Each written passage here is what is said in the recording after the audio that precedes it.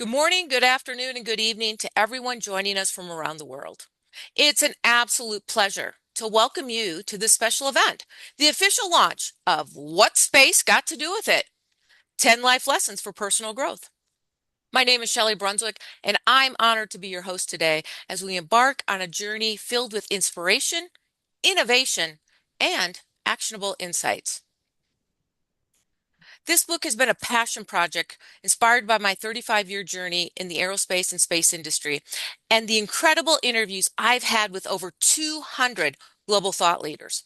What Space Got to Do with It connects the principles of space exploration, like courage, resilience, and innovation, to everyday leadership and personal growth. These are not abstract ideas. They're transformative lessons that anyone can apply to create meaningful change in their lives and careers. Today's webinar isn't just about celebrating a book launch. It's about taking these transformative lessons and applying them to inspire them to create action. We've gathered some of the most powerful visionary leaders featured in the book, and they will share their stories, their insights, and their personal journeys of growth. Together, we'll explore the power of getting out of your comfort zone, never disqualifying yourself from opportunities, and positioning yourself for success. These are not just um, personal things for the space industry, but they can help transform your personal life and your career. So let's get together. We'll unlock your potential no matter where you are in your career. Here's what you can expect today. You'll hear powerful stories and actionable insights from our amazing speakers who each embody the lessons from different chapters of the book. As we progress, I'll guide the discussion and ask meaningful questions.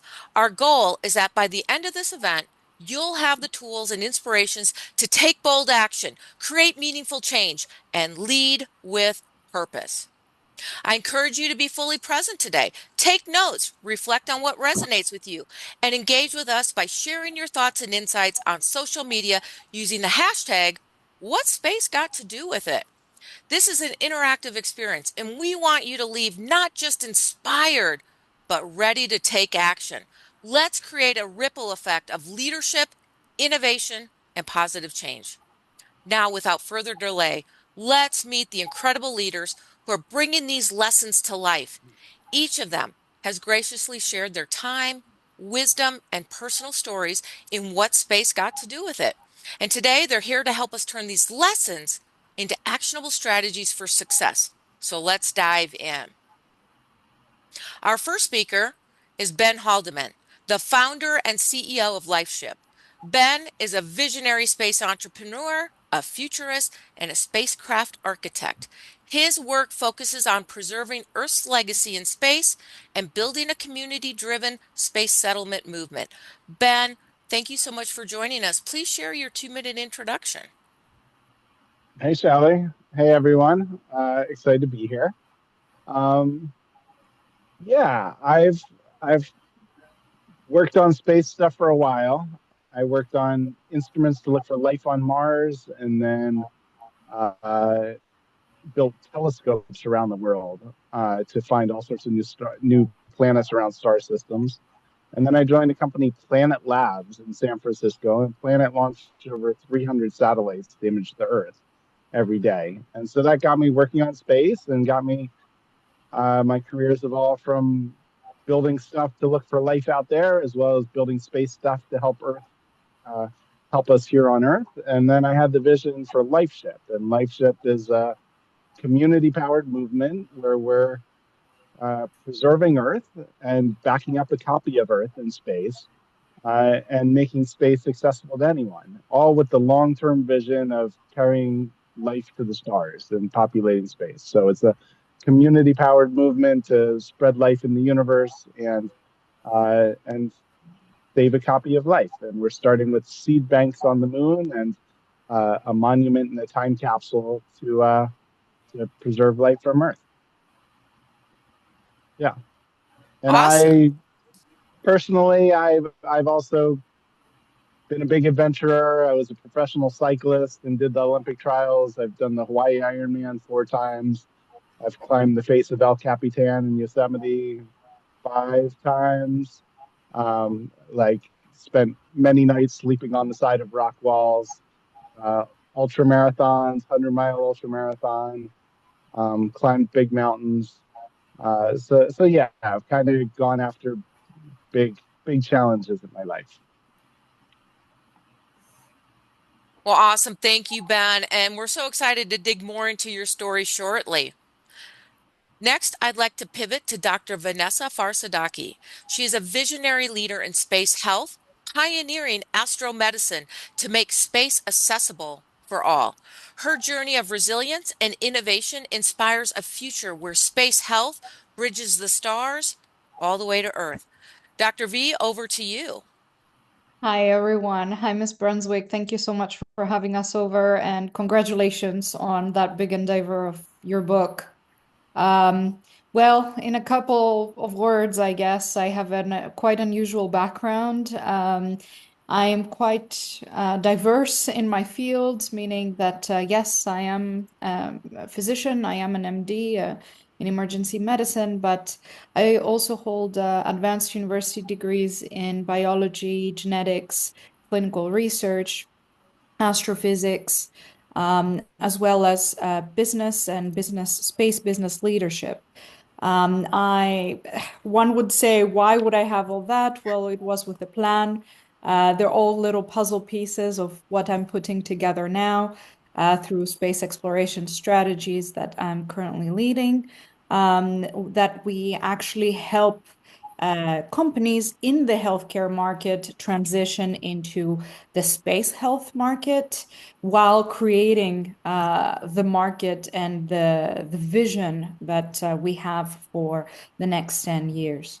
So that's it in a nutshell, but I'm looking forward to delving into more details in a little bit. Awesome. Thank you, Dr. V. Next, we have Miriam Nassim. She is a trailblazing space researcher whose journey exemplifies resilience and adaptability, from navigating career pivots to advancing astrobiology research. She inspires others to pursue their passions against all odds. Welcome, Miriam. We're so excited to hear about your short introduction. Thanks so much, Shelley, and congrats on the book launch. It's so exciting. Thanks for having me.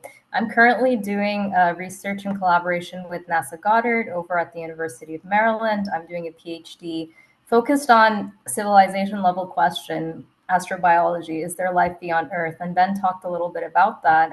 My particular area of focus is icy ocean worlds, so satellites of Jupiter, like Europa, and Enceladus, a satellite of Saturn. I'm very intrigued by their subsurface oceans and whether they present potentially habitable conditions. That's what I do today. I get to go to polar regions on Earth to conduct field work to support my research in outer space. But I also have a background in engineering. I got a business degree along the way. So it's been quite a winding path across different fields, countries. I'm a first generation immigrant from Pakistan. So I'm happy to talk about all of that today and excited to share the stage with all these amazing leaders. Thanks, Shelley. Well, thank you, Miriam. So exciting. And I know when you and Dr. V talk, she's got a few degrees along the way too. So, and that's what we're going to do next. I'd like to pivot and jump into the various chapters and the individuals that are highlighted in those chapters. True growth begins at the edge of your comfort zone. Chapter 4, Beyond the Desk, Expanding Your Horizons, explores the transformative power of stepping out of the familiar and into the unknown. Whether it's taking a bold leap or simply saying yes to a new opportunity, this chapter challenges us to disrupt routines and embrace uncertainty to unlock our full potential. One of the extraordinary individuals featured in this chapter is Ben, a visionary space entrepreneur who's the CEO of LifeShip. Ben's journey exemplifies how stepping beyond the comfort zone leads to groundbreaking innovation and meaningful impact. Ben, we're honored to have you with us. Please share your journey. Yeah, thanks, Shelley. I spoke a bit about it in the intro. I I I grew up fascinated by space. I don't know if I was like totally obsessed, but I studied mechanical engineering and and kind of got drawn towards interest in space projects. And I ended up in grad school at Berkeley, and there's where I first like really got into it. And I started working for a professor where I was designing a whole instrument to look for amino acids. And the instrument was an early prototype and in collaboration with NASA and JPL to look for amino acids on Mars. And so a later version of this eventually launched on a rover mission. But there were a bunch of like early prototypes. And so this was one that was informing those later ones. So it wasn't. Um, and so I did that for a few years. That got me learning about space and learning about life. And then I moved down to Santa Barbara. I went to grad school at Berkeley, and I joined a company that built big telescopes around the world. And so we built hundreds of these telescopes. Oh, no, no, not hundreds, like 20 or 30 of the telescopes. Um, and and then it was an automated network. It's called Las Cumbres Observatory. And so these telescopes have been used to find all sorts of new planets around other star systems. Remember, I was surrounded by astronomers as well because I was one of the first people to join, and then we grew to an 80-person organization with probably a third of those astronomers and like half of them engineers, and um, a big uh, a big project of telescopes around the world, and then the whole data platform for those. And so I did that for 8 years, um, and during all this time, I had, like I said, I was a serious athlete. I did did ultra marathons, marathons, national championships in cycling.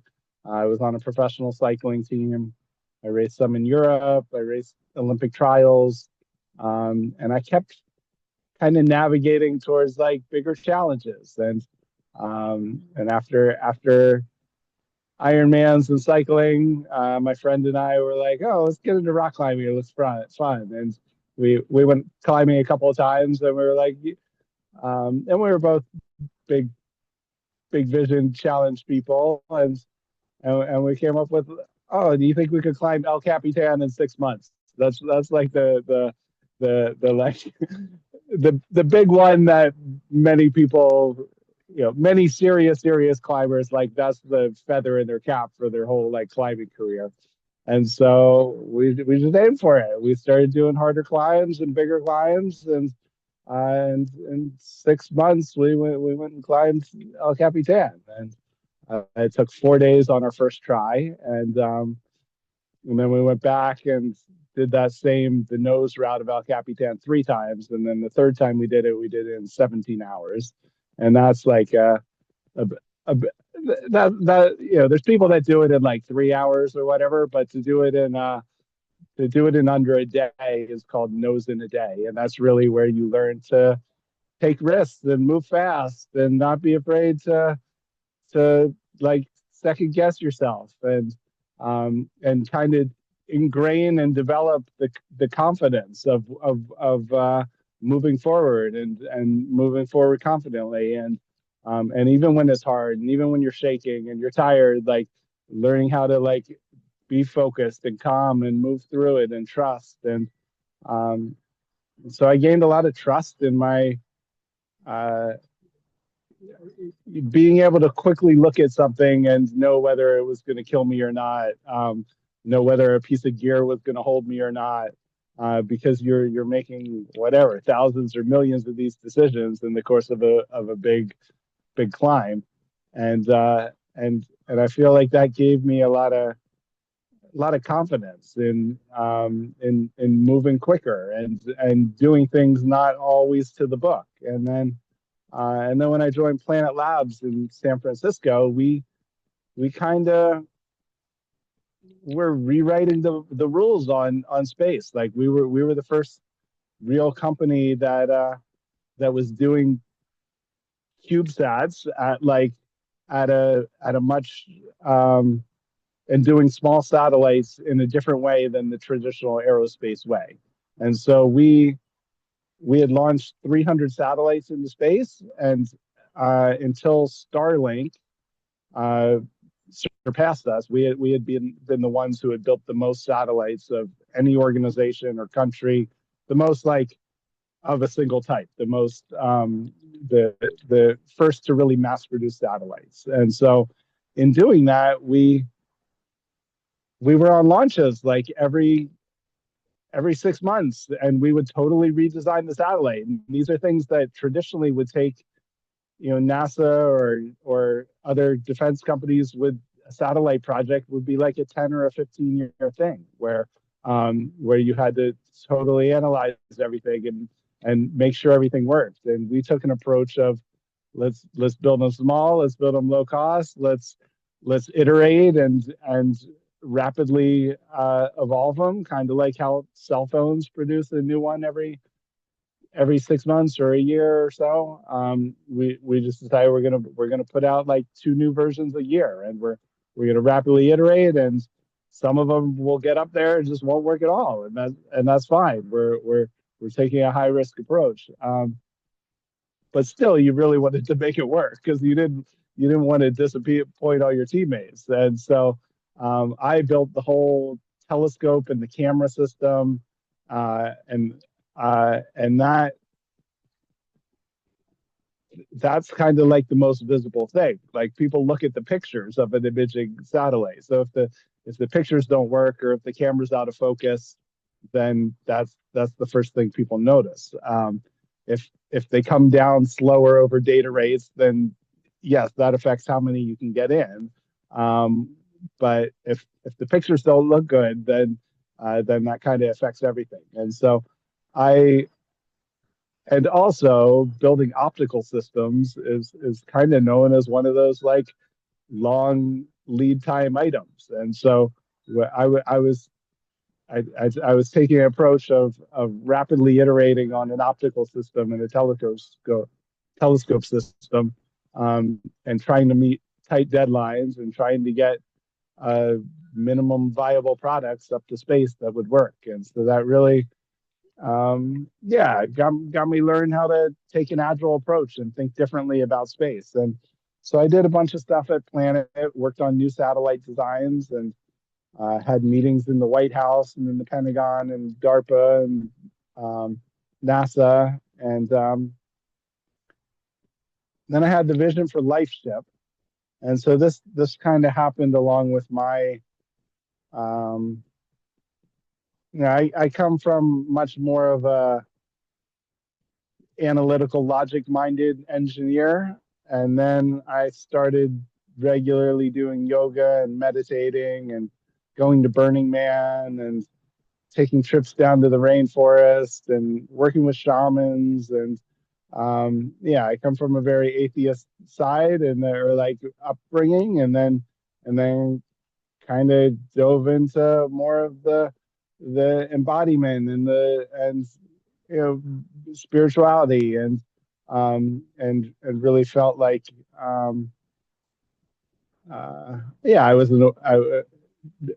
was I was discovering my purpose and in the universe in a way. And on one of these journeys I had the vision of I was meditating under this giant tree deep in the rainforest, um, while I was on this retreat um, and I had this vision and it wasn't like just like a vision, it was like a deep embodied knowing of the earth as one intelligent organism and the earth bursting at the seams with life. And and I kind of saw like the earth grew humans and gave us everything we need, and that the earth is like a conscious, intelligent organism that knows what it's doing. And uh, what came of that was it became clear that part of humanity's purpose in the universe and purpose on Earth is to spread the seeds of life and continue life and help the Earth reproduce. And so I had this vision, and I kind of opened my eyes from it. I was like, oh, I'm supposed to create the seeds of Earth to send to the stars, and that's my purpose here on Earth. And So I started working on that. And the first vision was, oh, a seed bank on the moon. That makes sense as far as seeds to the stars is like sci-fi and futuristic and way far out there. But we have seed banks all over Earth, and people have built seed banks for thousands of years. It makes sense to preserve a copy of Earth for future generations. And if you're going to preserve something, you always want to save a copy somewhere else. And so, started with the vision of a seed bank on the moon, and then also really making I got to work on hundreds of satellites that went to space. I it it was emotional when I sent a satellite to space and knew that I had touched it and worked on it. So I also wanted to make it so anyone could be part of space. And I feel like I was part of the first or the second wave of that. Whereas like, the first wave might have been people who worked their whole careers at NASA to like work on one thing that went somewhere. And then I got to work on it, and within like, you know, that year I was launching that thing to space, or even like I was working on it and 6 months later it was going to space. And then so I wanted to make it so like anyone could participate in space. And so I started creating these as a platform and a seed bank so that people could add stuff to it. Created a way for people to add their DNA, because the DNA is the blueprint and code of you. And then we've launched the space 3 times already. We have a mission going next week, and we're sending a small pyramid to the moon. And so we're placing the first pyramid on the moon, and inside is filled with uh, all different plant seeds. I think there's like at least 200,000 people have added content to it in some way, whether it's like stories or wishes or prayers or art or photos or memories. So there's all sorts of stuff in it. Um, you can see more about what's on it at lifeship.com/pyramid. Um, and uh, yeah, and then we're on a series of more missions and go into space. And so what we're building this as is a community movement where anyone can be part of space with a grand mission to preserve Earth and carry the seeds of life outwards. And then as we're building this community movement and this platform for anyone to be part of space, it's a community here on Earth. And as we can have communities in space, then it's a community that goes to space as well. So we're building a space society in a way that'll be on the Earth and then in space, um, and then we're working on launching a token as well, and that token will uh, give voting in it. So it's a democratized space movement that anyone can be part of, that is collaborating towards living in space and communities in space, and then is long-term collaborating towards let's carry all life to the stars um, and and uh, yeah, ripple life across the galaxy and continue the story of humanity. And so that's my mission. I'll pause there. Fabulous. Well, Yeah. Ben, that's amazing. What advice would you offer to aspiring leaders looking to expand their horizons and make bold moves in their personal and professional journeys? Yeah, I would.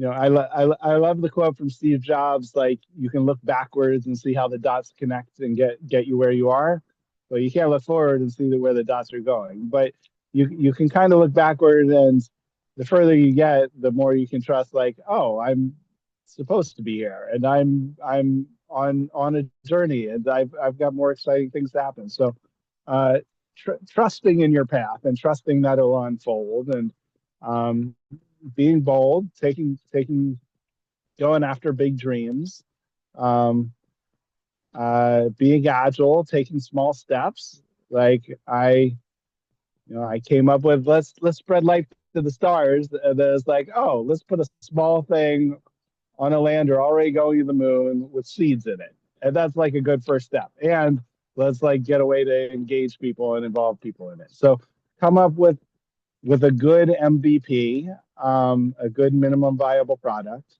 Um, Many people and many scientists in particular choose too big of MVP.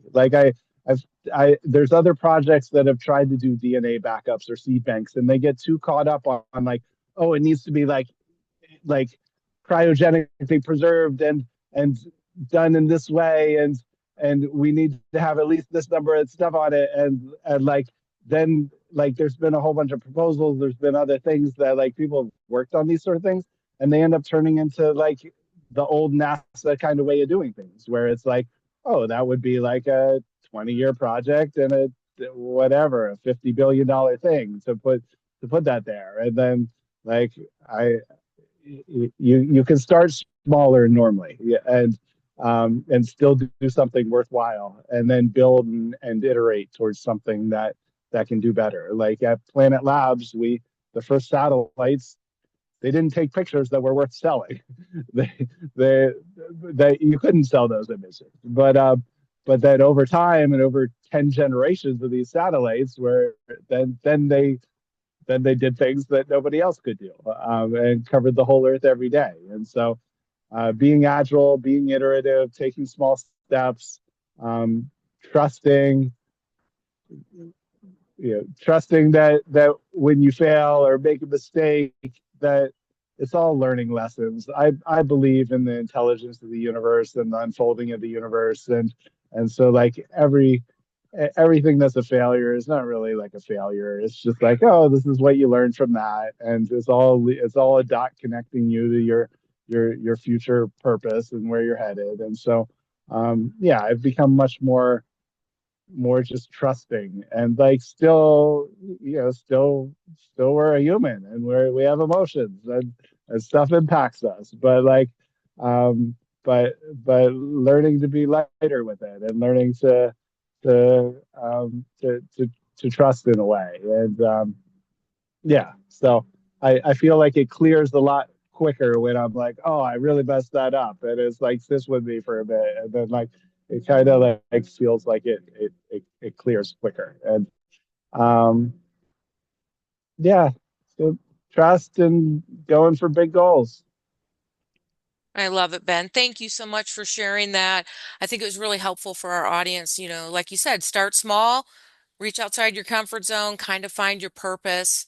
And as you said, the first iteration may not be perfect, but that's okay, because if you're agile, you're going to iterate quickly and get to that solid solution. So thank you so much for sharing those insights.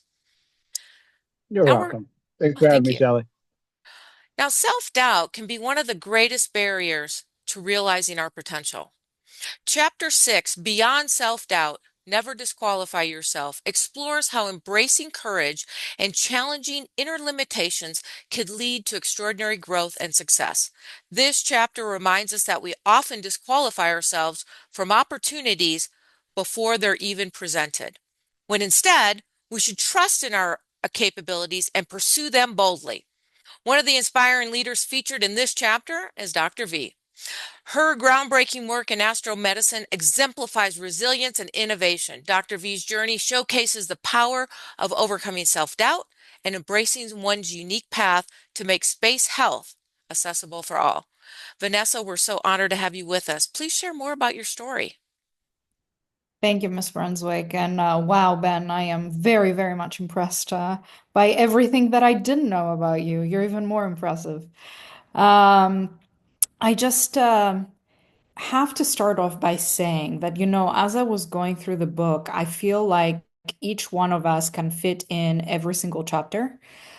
So it is quite easy to assign something to somebody, but in truth is we're all puzzle pieces of every single chapter that you have written, and probably a few more chapters of the books that are coming up, Miss Brunswick. So I don't think it's just that.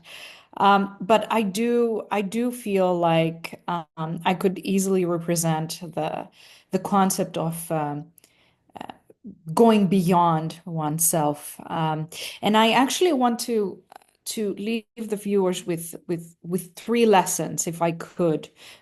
There's quite a few tidbits in this particular chapter that I have shared with you in particular, but what I would like to communicate are mainly three things. Number one, if I were to choose, and interviewers ask me that sometimes, what is one word that describes they always end up having great questions like that, that would describe your path. And that one word that would describe my path, it's always resilience.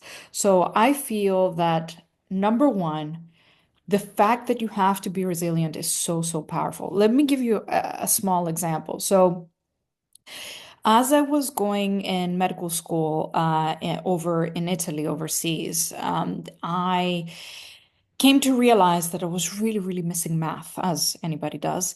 And that was just about before I was going to finish.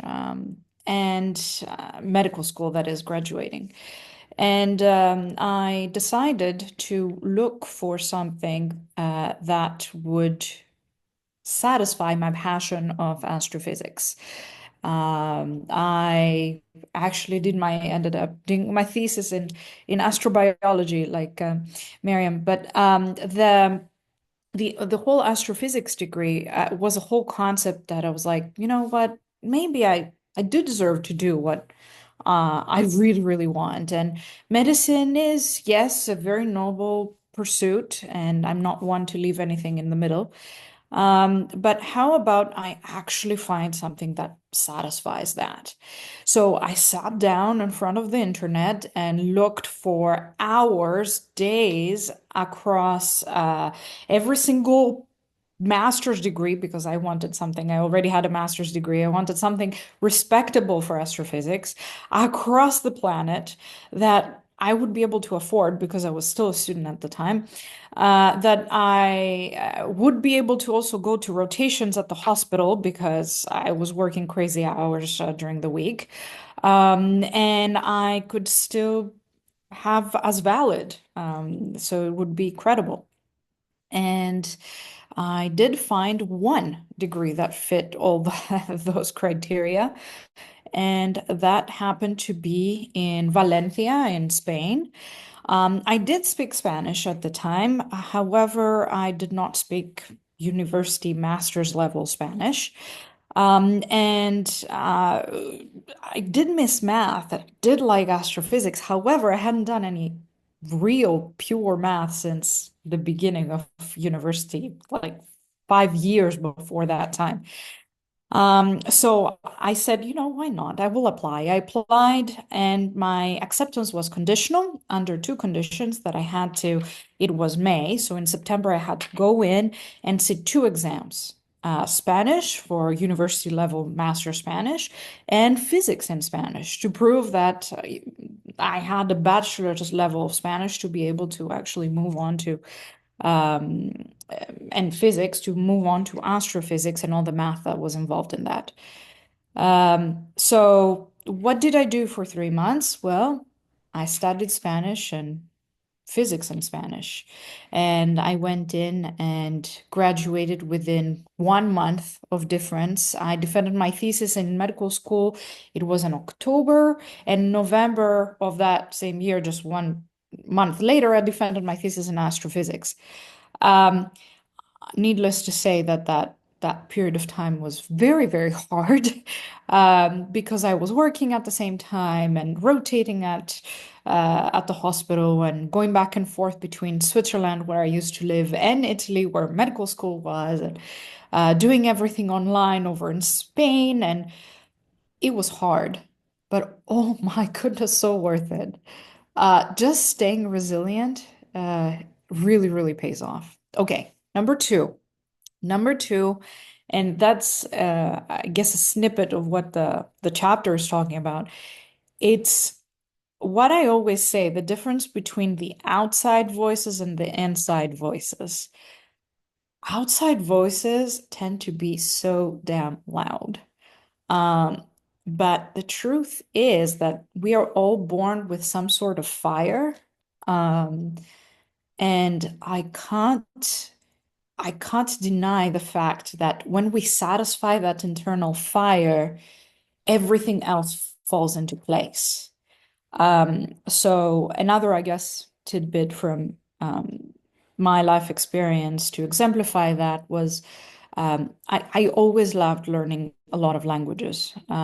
It was a passion of mine. I never actually wanted to work in translation or anything like that, but I always really, really loved languages and cultures and people, and satisfying that itch, I guess, was coming back from school and sitting down and studying. That's what I always wanted.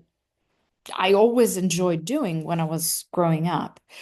But for that reason, how kids are in schools, I was very heavily bullied for many, many years at school. It was very hard. It was, both verbal, emotional, physical. But I still stuck to myself and found so much joy every time I would sit at a lesson and learn Afrikaans, or try to pronounce my teacher's name in Zulu, or those languages that made me so happy because they fed into that fire that I had within me. And those outside voices, well, they're so far away. And by throwing logs into my own fire, it grew so much that there's nothing that can really touch me anymore from the outside. And that was a great lesson, because point number three that I want to make is that you shouldn't be afraid to go beyond what you're meant to do. What do I mean by that? If I had done everything that was expected of me, again, outside voices, I would be working at a hospital somewhere, probably in Switzerland, making quite a bit of money. I wouldn't be complaining about that. But I would be another physician. I wouldn't be satisfying my inner voice of actually making something significant happen, which I see every single day that is happening right now. What did that involve? Well, it involved in the middle of the pandemic saying, you know what? No, I quit. Yes, I know that's a lot of money, but I quit. I'm going to go across the pond, as they say, come to Houston, um, take NASA's money and work on a postdoc that I have no idea where it's going to lead. It's something that doesn't actually exist, but it's going to use my knowledge, and I'm going to put it into use and see where that leads. Um, thank goodness I took that chance, because it actually led me to, again, step outside the comfort zone, as Ben was saying, and to go beyond what I was meant to do. Right now, I am building an entire new field, the field of astromedicine, that is the next evolutionary step to what space health needs. And just because of those puzzle pieces that I have, the fact that I can communicate in markets, in finance, in business, in actual clinical research, in actual astrophysics to understand the conditions I'm working with, I can actually contribute to this. And guess what? Just because I gave myself the opportunity to study all those languages that I wanted, I can actually work on an international level. And my clients, I can wake up in the morning and speak five, six, seven different languages one day, and seven different languages the next day, and have people that trust me, both for my knowledge and for the fact that I decided to expand my horizons. So, three things: be resilient, listen to the inside voices versus the outside voices, and don't be afraid to go beyond what you were meant to do.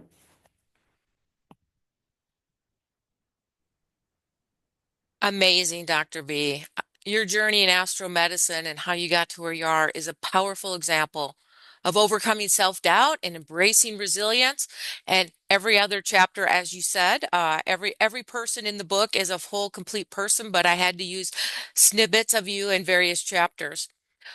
What advice would you give to aspiring leaders or innovators who may feel hesitant to pursue bold opportunities because of their own inner doubts or external challenges? Um, I don't want to sound repetitive because I feel like I kind of addressed this already, but um, I do want to highlight the importance of feeding one's fire, quote unquote. It does seem like sometimes um, I have a lot of mentees whose parents tell them, no, you shouldn't be doing this, you should do this, because very justified, they think from their generation, their experiences, their bias, quote unquote, if you will, that they want the best for their child and that it should be preserved to go on a particular path. I think we all see that with the people we talk to. However, I do think, and comes, it gets very difficult, right? Because a teacher or kids at school or friends are one thing, but parents, especially as you're growing up, is very, very heavy. You want to satisfy, you want to be, the good child. You know it's for your best interest, whatever it is that they're guiding you towards. Um, I still believe that if you are to do whatever you are meant to do on this planet, the rest falls into place. It really, really does. The moment it will be very difficult, very, very difficult. But staying true to yourself is so much more important. I want to tell you a quick myth as well. You inspired me by that. I'm Greek American, so mythology is a big thing. Hercules, who I hope you know, you'd better know, who was a hero, who was a demigod. Very, very proud, of course, of him. Towards the beginning of his life, they say, two women approached him in front of two very different paths. One was so beautiful, so clean, easy to walk on, and the other one was full of bushes and rocks and muddy and very difficult to walk on. And the first lady, very beautifully dressed, said, here is my path. You should take mine because my path will lead you. Well, doesn't really matter where it will lead you, but it will be very easy. And all you have to do, every once in a while is cheat a little and, just take the easy way around, basically. And the other one said, well, if you want to take my path, it's not going to be easy. You can see I'm not dressed very well. I'm not the prettiest, but my path leads to the absolute truth. And that absolute truth is only if you stay true to yourself. And it's not easy. It's going to be tough, but I think it's worth that you pursue that one instead. And of course, Hercules, the great hero that he was, chose the difficult path and to stay true to himself. Goes to show that those ancient Greeks had already thought about everything. But that is all to say that I do think that feeding that inner fire, staying true to yourself, and everything else will fall into place. Just stick with it. Fantastic. Thank you so much, Dr. V. And for those of you who may not have picked up your copy of the book yet, Dr. V gives another really good story that's in her chapter as well. So I'm not going to give that away. Thank you so much. So inspiring. Both you and Ben have been amazing. And now we're going to pivot into our last chapter for the evening. Growth isn't about waiting for the perfect moment or ideal circumstance. See, it ties right in with Hercules. It's about embracing the present and nurturing opportunities right where you are. Chapter 7, Celestial Gardening, Blooming Where You're Planted in the Galaxy, reminds us that our current situation holds untapped potential for growth and success if we choose to see it. By committing fully to our responsibilities and cultivating positivity, we can transform any environment into fertile ground for progress. One of the inspiring individuals featured in this chapter is Miriam, whose journey exemplifies the resilience, adaptability, and courage to thrive in challenging circumstances. Miriam, we're thrilled to have you here, and we look forward to hearing more about your journey. Thanks so much, Shelley. I'm so inspired by Ben and Vanessa's story and really excited to talk a little bit about my own as well. Well, as I said initially, I'm originally from Pakistan. That's where I grew up. And it was an interesting environment where I was very interested in space as a child. I was reading a lot of science fiction, reading books, watching Star Trek. Like my dad had gotten me into it. And I was thinking about humanity's future in space and like also the other elements like the ethical challenges. What is it going to look like when we expand beyond Earth? And all these questions in my head were getting me really excited. But I couldn't really find an avenue back home to explore all of this. There wasn't really any industry or ecosystem. Space wasn't really something that I could just go and work in back home. It's still very challenging. There were no female role models or mentors in Pakistan. And so it's kind of funny because culturally there's this sort of pressure that they want you to choose a lane and have like certain profession, like be it a doctor or all those outside voices that Vanessa talked about, or become an engineer or be a lawyer and find like a stable profession. And that's how you'll sort your life out. And here I was like thinking about space, not really sure what I wanted to do. But I ended up deciding to do electrical engineering at the time because, well, I guess it wasn't very imaginative. Both my parents had done it. And I, in a way, got kind of forced into that because when you're 18, what do you know? But I took a big step. I applied to a lot of universities outside of Pakistan and I got admitted into UT Austin in Texas. And I packed up my whole life. Like I was 18 and put everything in two suitcases, moved all the way out to Texas by myself. And I had never really lived outside of Pakistan before at this point by myself.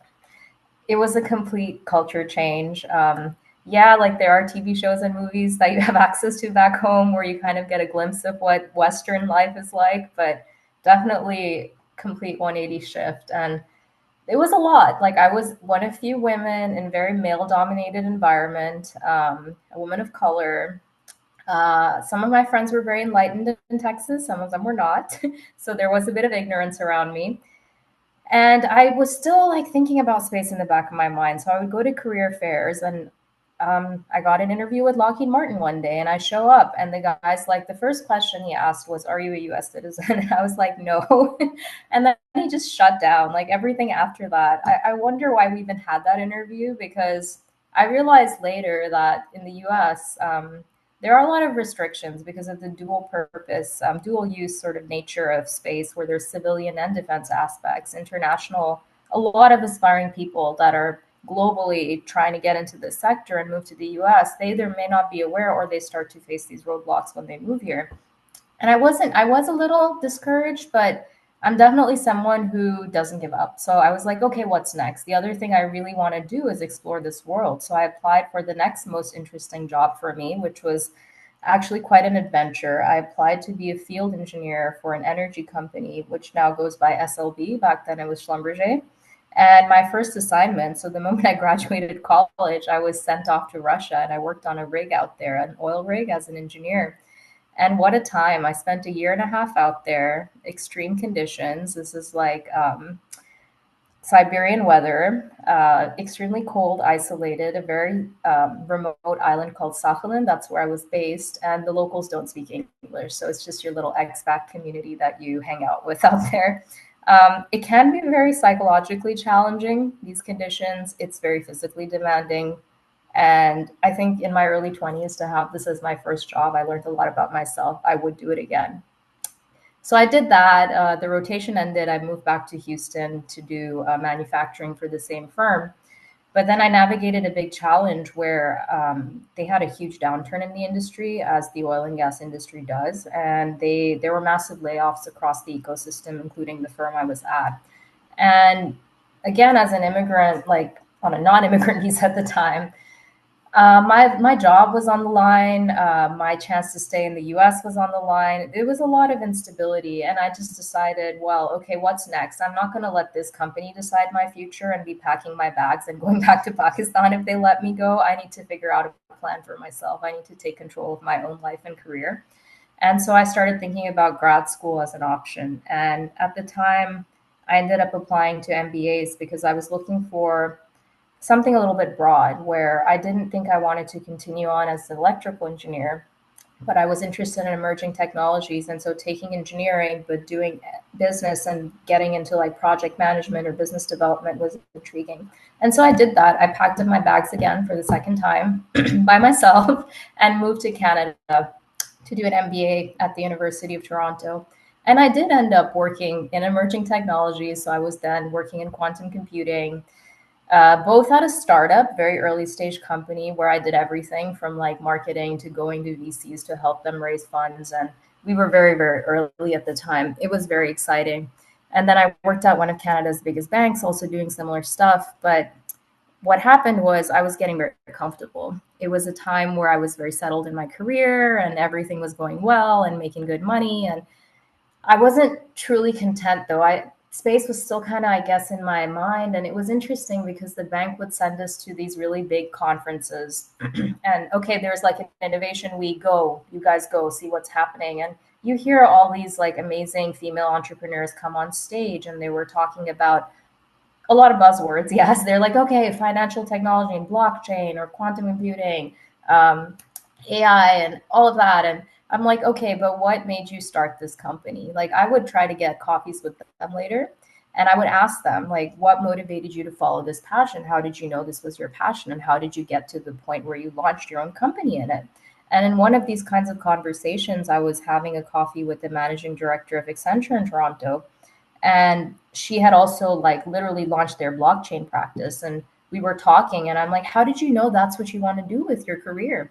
And she was explaining her passion and everything, and she's like, but what do you want to do? And I'm like, talking and thinking, and suddenly space came up again. And she was like, I can see how your eyes light up when you talk about your passion for space. So I think you should like look into this more. And I told her, I'm like, I don't even know where to begin. I don't even know where the space ecosystem is in Toronto. Where do I start?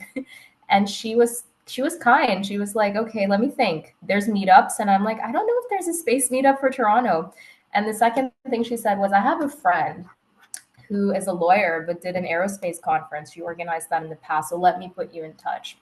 And I'm so thankful for that lady and the conversation I had with her because she literally just opened my eyes to the ecosystem in Canada. She told me a bunch of startups. She's like, think about the Canadian Space Agency.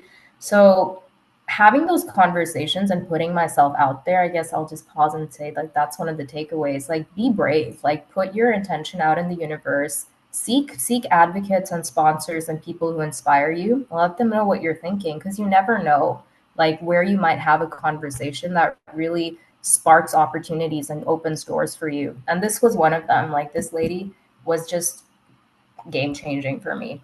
And so I really just put my networking hat on after that. So during the day, I was working at the bank. In the evening and weekends, I was reaching out to people on LinkedIn, sending cold emails, telling them like who I am, what I want to do. I'm interested in space. Can we talk? I want to like get your advice on how to enter this ecosystem. And through some of these conversations, I ended up making that leap where I took my business skills and I joined a consulting firm that was working with the Canadian Space Agency. And I could apply my business skills to help them with economic market analysis for satellite capacity and usage. They were doing projects on thinking about lunar technologies and the investments that the Canadian government should make to enable leadership in lunar exploration. But it required another big move. So I packed my bag again and I moved to Montreal because this company was based in Montreal. And my partner at the time stayed in Toronto. He's now my husband. So it really helps to have a supportive partner who was like, okay, Miriam, I believe in your wild dreams. I took a massive pay cut. So I was making a lot of money at the bank. I made way less at this consulting firm, but I took that leap and decided to follow my passion and leave that stable, cushy bank job behind to go see where this path would lead me. And at first, it was amazing. I learned a lot. I got my foot into the industry. As a consultant, you wear so many hats. You work on like, I don't know, 3, 4 projects in one week sometimes. It's crazy. A lot of things happen. So I did a lot of work for them. But then COVID happened.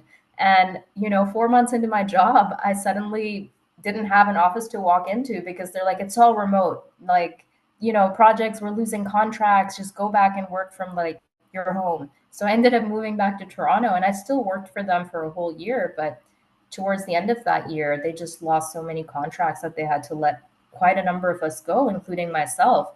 And so here I was, I had taken my first big step to my first space job, and then I was without a job. And it was COVID. So a lot of the economy was really hurting. And it was a challenging time. So I talked to one of my mentors at the bank, a director, former director, and I was like, what do I do, Karen? I just lost my job. I don't know. Do you think I should try to get back into finance? And he said to me, he's like, Miriam, listen, um, not many people are even able to identify what they're passionate about. You're very lucky. You know what you're passionate about and you're on that track. Don't stop now. Just keep on going. Keep on trying to find the next thing. You can do this. Like, don't give up. Because I was really at a crossroads. I think if I had kept on listening to my own actually insecurities about wanting something cushier again or the economic climate, I might have never just kept on looking for the next thing. And so I weathered like six or so months of unemployment. I decided to start learning how to fly at that time, so I got my private pilot's license, and I kept on applying to jobs in aerospace. And many rejections later, I ended up actually getting a scholarship through SGAC to go to Space Symposium. And over there at the Canada booth, I met the president of the Canadian Space Agency, Lisa Campbell.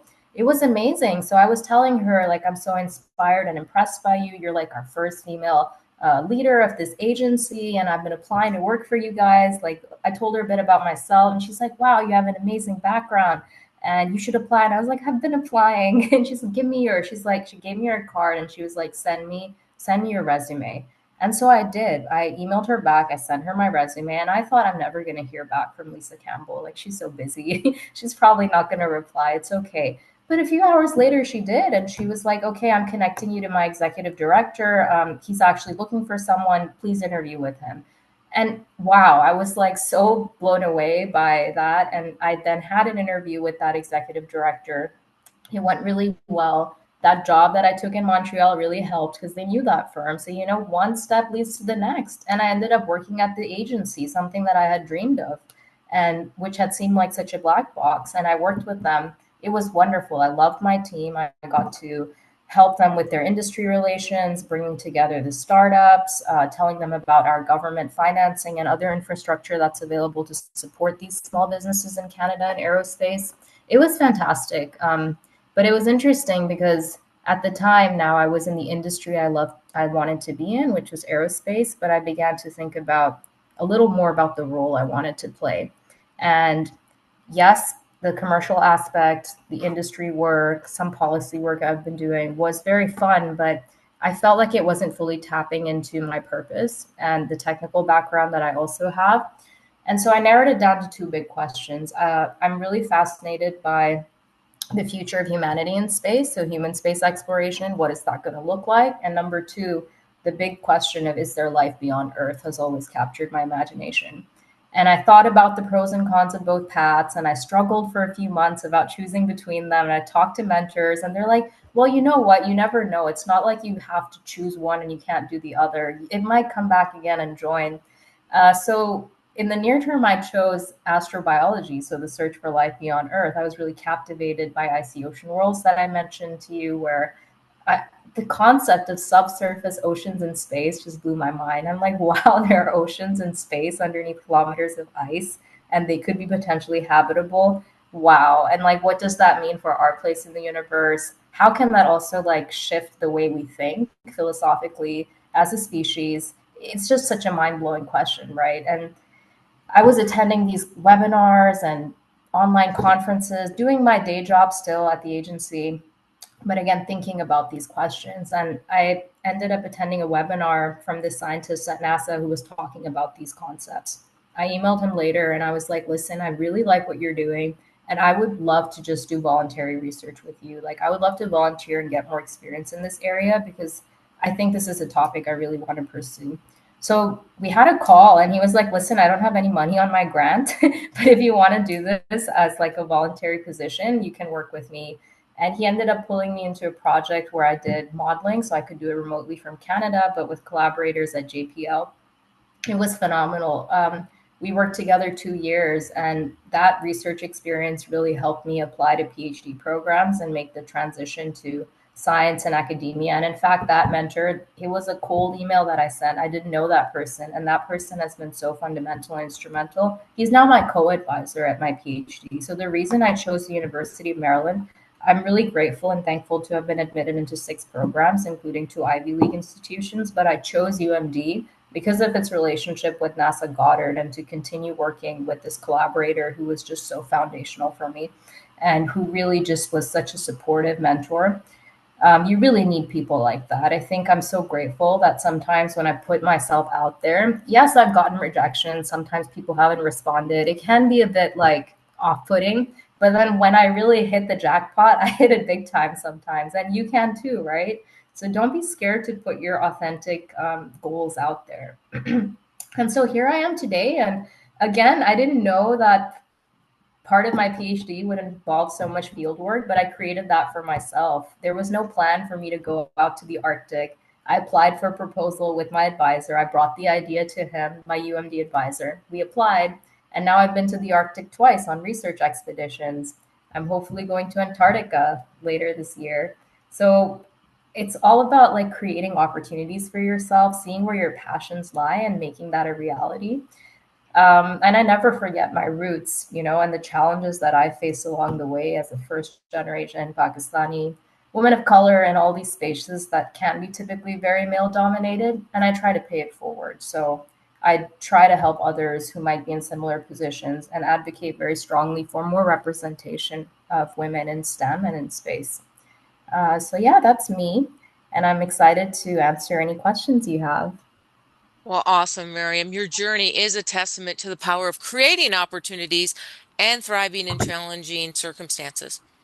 What advice would you give to others, whether they're aspiring leaders, students, or professionals, on how to bloom where they're planted and turn their current situation into those stepping stones for success? Yeah, I think what really needs to happen is don't let what you see around you as like what the path should be limit what it could be, what you could create, the opportunities that you could make for yourself. So don't let it limit you. Say you have a certain degree or a certain background or a certain nationality, or you're in a certain environment where people might be telling you, "Oh, this is not the right path to take right now." You have to sort of release all of those limitations because a lot of it may be society, some of it might be coming from inside. Imposter syndrome, I all of us have it sometimes. I suffer from it too, but don't listen to those voices. Like Vanessa also put it really well. Think about that fire you have inside you. Like, what is your real passion? When people sometimes talk to me and ask me, how do I make this decision? Or how did you know you wanted to do this? Like, you really have to sometimes sit and explore where your interests lie and then just go after them. It may not happen tomorrow. It may take a few months. You have to be persistent, have grit, but just go after them and be ready to make some compromises along the way. And try to find advocates who can help you. Don't be discouraged. Don't be jaded. I've also had a lot of setbacks. I've had rejections. I've had people who I thought were like, supportive mentors turn out not to be. So there's challenges in every situation, but don't let that diminish your internal passion for something. Well, thank you, Miriam. Wow, what an extraordinary session. Today, we've embarked on an inspiring journey through the powerful lessons from What Space Got to Do with It. 10 life lessons for personal growth. Together, we explored how stepping beyond comfort zones, overcoming self doubt, and thriving in the present can transform not only our leadership, but also our personal growth. It's been a true privilege to hear the stories and insights of our visionary speakers, Ben, Dr. Vanessa, Miriam. Each of them embodies the transformative lessons in this book and has showed us how resilience, innovation, and courage can lead to extraordinary impacts. Today's session has been a powerful exploration of transforming lessons that can guide us in our personal and professional lives. So let's capture a few keynotes. One of the most resonant themes we discussed is the importance of stepping beyond our comfort zones. True growth happens when we dare to explore the unknown, embrace challenges, and seize the opportunities that come our way. We touched on the power of overcoming self-doubt. Too often we disqualify ourselves before we've even begun. Recognizing our unique capabilities and trusting in our potential can turn self-doubt into a catalyst for resilience and growth. Another profound insight is the idea of thriving where we're planted. Our current circumstances hold untapped potential. No matter how imperfect they seem, we create fertile ground for progress and success when we embrace adaptability, cultivate positivity, and commit to making the most of where we are. As we conclude, I encourage each of you to reflect on today's discussions and identify one key insight that resonates deeply with you, whether it's stepping into new opportunities, embracing resilience, or practicing the opportunities of blooming where you're planted. Take action. This is just the beginning of your journey. And if you haven't already, I invite you to get your copy of What Space Got to Do with It. It's a guide to unlock your potential and inspire meaningful change. You can find it on Amazon, and we'd love to hear your thoughts by going, you can post those on social media with hashtag What Space Got to Do with It. Thank you for joining us. Thank you to our distinguished speakers. Thank you so much. And we appreciate you being part of this community. Let's continue to lead with courage, inspire with purpose, and make an impact that reaches beyond the stars. Until next time, I'm Shelley Brunswick, and I look forward to seeing you around the galaxy.